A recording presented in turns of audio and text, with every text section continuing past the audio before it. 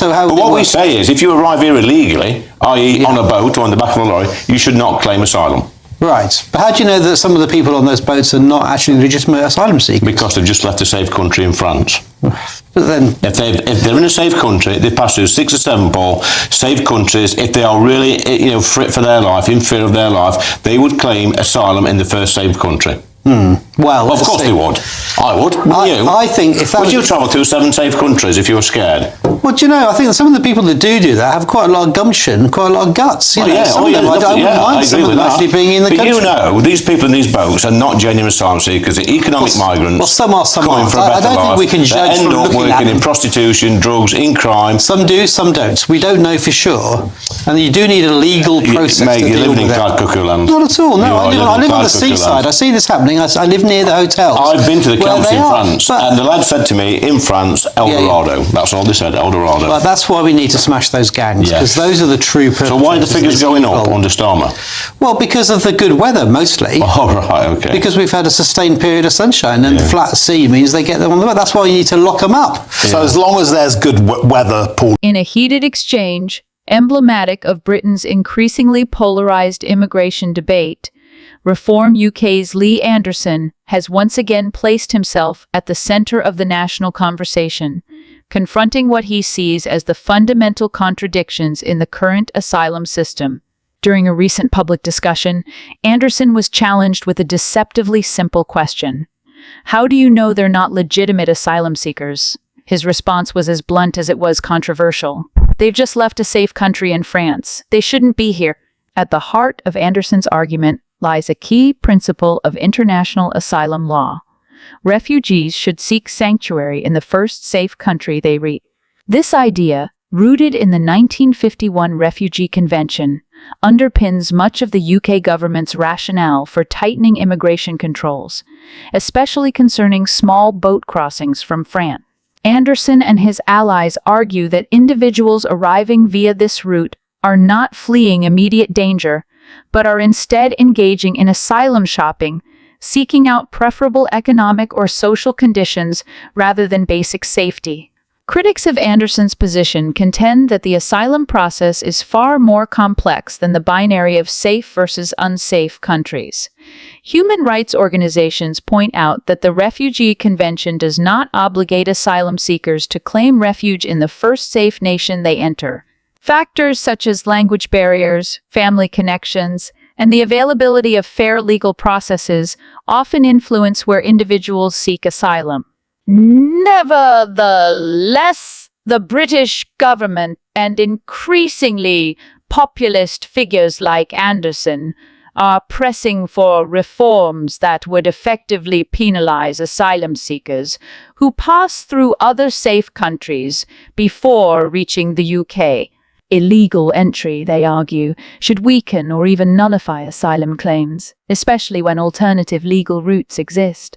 Adding further complexity are external factors influencing migration patterns. Weather conditions, for instance, can dramatically affect the feasibility and safety of crossing the Channel, often pushing desperate migrants into the hands of smugglers.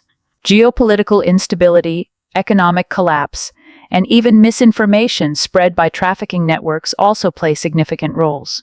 Anderson's straightforward framing, that migrants arriving from France should not qualify as genuine refugees, resonates with a public increasingly frustrated by what they perceive as a broken system.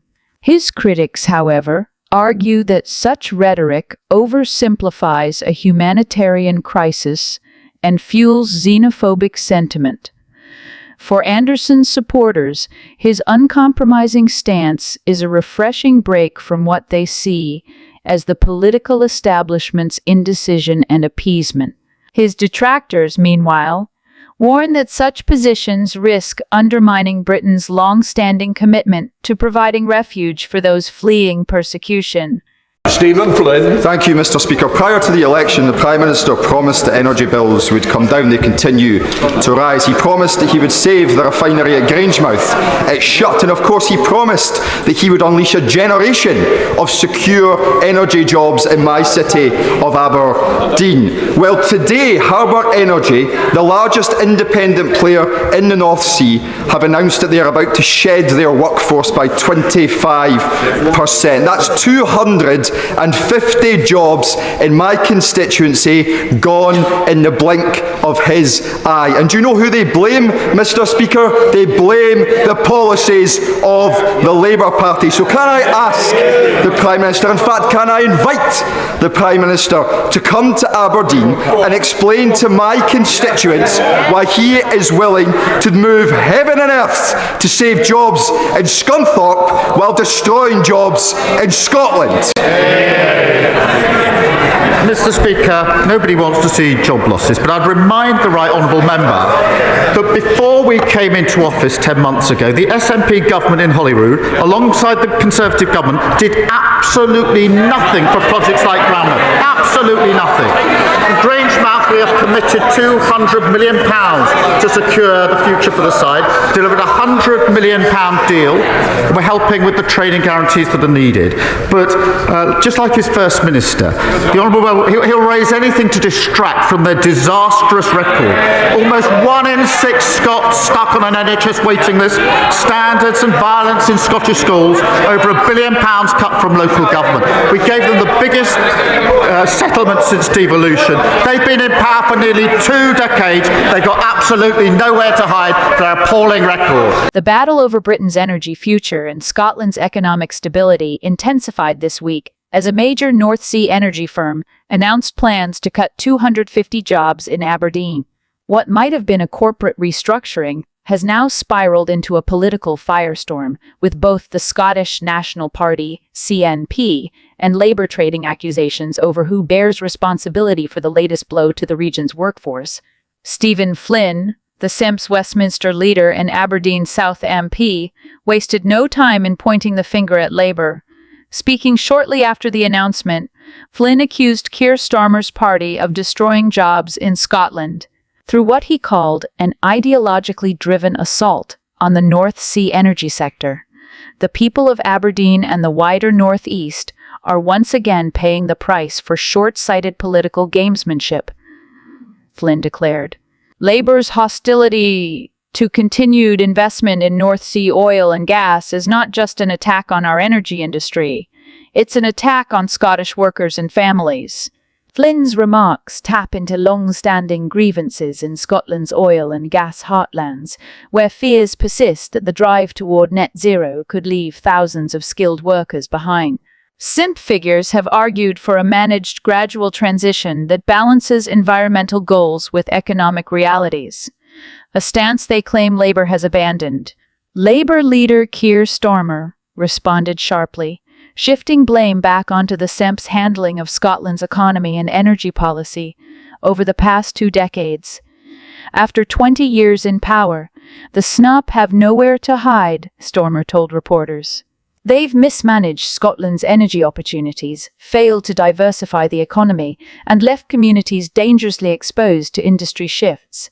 Labour is offering a credible plan for a green energy transition that protects jobs and creates new opportunities. Starmer has consistently argued that Labour's strategy will foster more, rather than fewer, jobs in Scotland by investing in renewables, carbon capture, and emerging clean technologies. But critics remain unconvinced, particularly in constituencies where livelihoods are still tightly bound to traditional energy sectors. For workers facing redundancy, the political blame game offers little comfort. Union leaders have urged both parties to stop weaponizing the jobs crisis and instead focus on immediate support for affected employees. We need solutions, not slogans, said a spokesperson for Unite the Union. While politicians squabble, 250 families are staring down an uncertain future. Both the Scottish and UK governments must step up with retraining programs, support packages, and a clear plan for sustainable employment. The Aberdeen job cuts have become a flashpoint in a broader national debate about the pace and cost of the transition to green energy. With a general election looming, both Labour and the SEMP are acutely aware that the Northeast's energy workers represent not just economic stakeholders, but a crucial voting bloc.